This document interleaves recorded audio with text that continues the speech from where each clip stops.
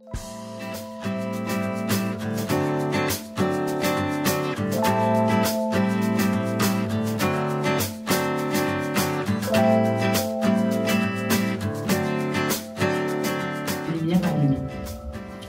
vie est courte, mais parfois elle peut sembler bien longue, seule dans sa maison. La maison douce, l'idée c'était de partager un lieu, de mutualiser des moyens, de permettre aux gens d'avoir une qualité de vie et surtout de rompre la solitude au quotidien. Ce constat qu'on a eu un an après le Covid, nous, en tant qu'entreprise de service d'aide à la personne, que je représente aussi, de cette difficulté de constater qu'en quittant la personne, on se disait qu'on était la seule personne qu'elles allaient voir aujourd'hui et que tout ça, ça s'était accentué avec cet épisode Covid. Et donc voilà, le projet c'était ça, c'était de partager un quotidien, de retrouver un petit peu ce goût du partage comme les familles d'antan aussi, où on avait plusieurs générations qui vivaient dans la même maison. Mais là, c'est d'avoir plusieurs personnes qui ont les mêmes besoins et qui ont la même envie. Alors essentiellement les seniors de plus de 65 ans, mais pas que. Ça peut être aussi des personnes plus jeunes, mais en situation de handicap. Et donc ça, vraiment, ça va se constituer au fil des demandes et puis des envies des personnes. Il ne faut pas se tromper aussi de projet.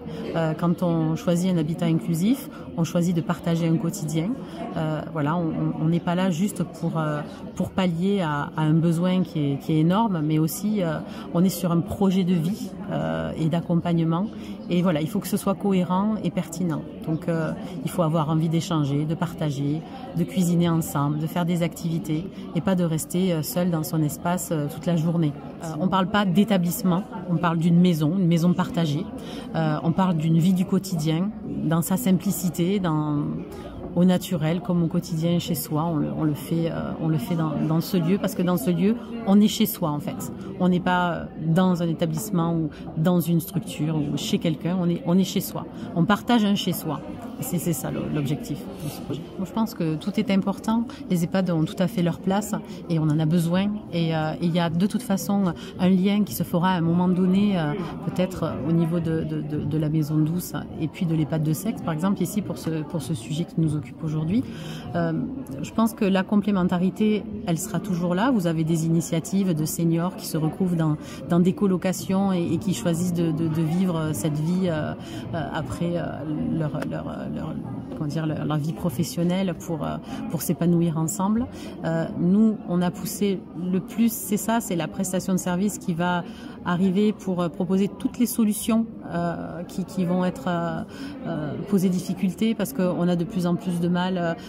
Tout est informatisé, tout est digitalisé. Par exemple, par exemple l'aide administrative, faire sa déclaration d'impôt, tout ce qui peut arriver autour de ça. Prendre des rendez-vous avec des professionnels de santé, ça devient de plus en plus compliqué, la pénurie. Nous, on est là pour faciliter tout ça.